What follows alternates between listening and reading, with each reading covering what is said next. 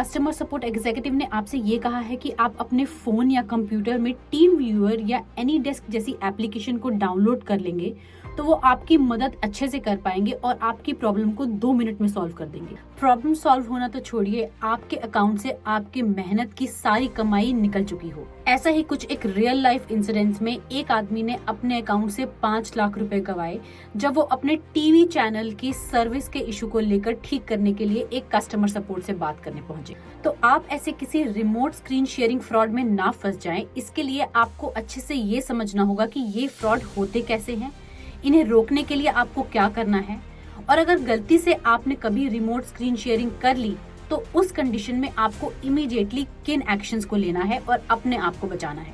आपने ध्यान दिया होगा, मैंने 2 एप्लीकेशंस का नाम लिया, एनीडेस्क एंड टीम व्यूअर।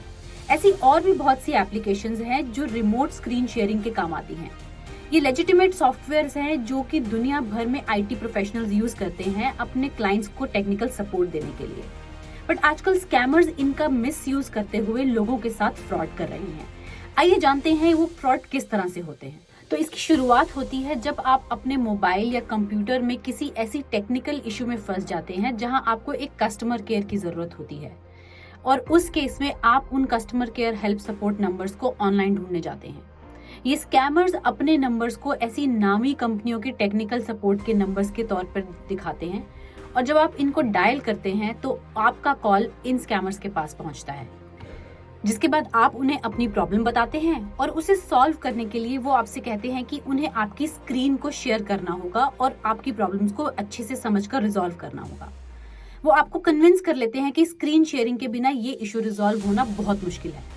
फिर आप उनके कहे मुताबिक एक ऐप जो कि स्क्रीन शेयरिंग ऐप है, जैसे कि team viewer, any desk, rust desk, ऐसी कोई भी और एप्लीकेशन जो स्क्रीन शेयरिंग में काम आती है, वो आपसे डाउनलोड करवा लेते हैं।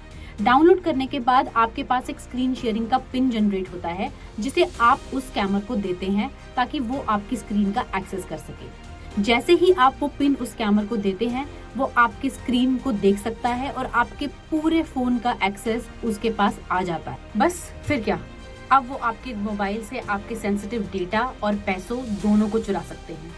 और इसमें सबसे खतरनाक बात ये है कि स्कैमर्स का आपको धोखा देने के बाद भी आपके डिवाइस पर एक्सेस रहता है जब तक वो चाहें, या जब तक आप उस स्क्रीन शेयरिंग ऐप को बंद ना कर दें या फिर अपने फोन को ऑफ ना कर दें। ये स्क्रीन शेयरिंग स्कैम्स कितने नुकसानदेह हो सकते हैं, इसका अंदाजा आप इसी बात से लगा सकते हैं कि अगर एक बार स्कैमर्स के पास आपके डिवाइस का फुल एक्सेस आ गया तो वो उसमें से आपके सारे important documents, photos, files, sensitive information को एक्सेस करके आपको ब्लैकमेल कर सकते हैं या फिर आपकी आइडेंटिटी चुराकर आपके नाम पर कोई और धोखा भी कर सकते हैं। ये आपके किसी भी तरह के पासवर्ड्स को एक्सेस कर सकते हैं, जैसे कि आपके bank account, social media accounts या आपकी ईमेल आईडीज। वो आपके डिवाइस में मैलवेयर इंस्टॉल कर सकते हैं, आपका माइक्रोफोन और कैमरा को भी एक्सेस कर सकते हैं। यानी कि जिस वक्त और जिस के लिए भी आप अपने डिवाइस को एक्सेस करते हैं, उस हर एक एक्टिविटी को वो स्कैमर्स ट्रैक कर सकते हैं। यानी कि इतना सब कुछ एक्सेस हो सकता है सिर्फ एक एप्लीकेशन को डाउनलोड करके। बट यहाँ ध्यान देने वाली बात ये है कि टीम व्यूअर या एनी डेस्क जैसी एप्लीकेशंस ट्रस्टवर्दी एप्लीकेशंस हैं, जहां वो खुद अपने यूजर्स की पर्सनल सिक्योरिटी के बारे में बहुत जोर देते हैं।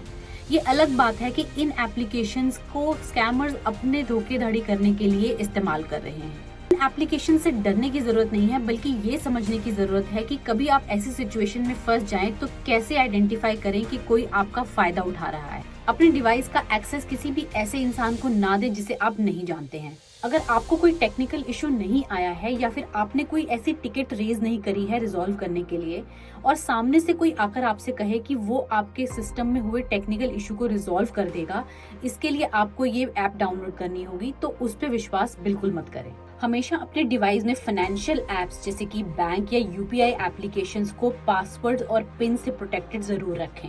किसी अननोन एप्लीकेशन को इंस्टॉल ना करें, और अगर कोई ऐप इंस्टॉल करनी है तो उसकी परमिशंस और प्राइवेसी पॉलिसी को जरूर चेक करें।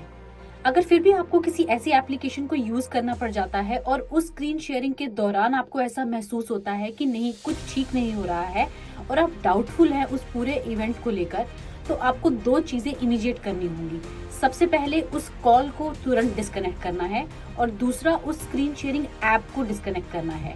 उसके लिए आपको सिंपली अपने फोन को स्विच ऑफ कर देना है। और अगर अनफॉर्चुनेटली आपके साथ ऑलरेडी ये स्कैम हो चुका है या आपके आसपास के किसी के साथ भी ये हुआ है, तो उस केस में आपको क्या करना चाहिए? सबसे पहले अपने बैंक को इस पूरे फ्रॉड की इन्फॉर्मेशन दो। उसके बाद अपने डिवाइस के सारे एप्लीकेशंस के पिन्स और पासवर्ड्स को अपडेट करो। साथ ही साथ किसी नोन या ऑथराइज आईटी प्रोफेशनल को अपने डिवाइस को चेक करवाओ, क्या उसमें कोई वायरस या मैलवेयर तो नहीं है। और सबसे जरूरी चीज, इस स्कैम की रिपोर्ट अपने लोकल पुलिस स्टेशन या फिर साइबर सेल में जरूर करें।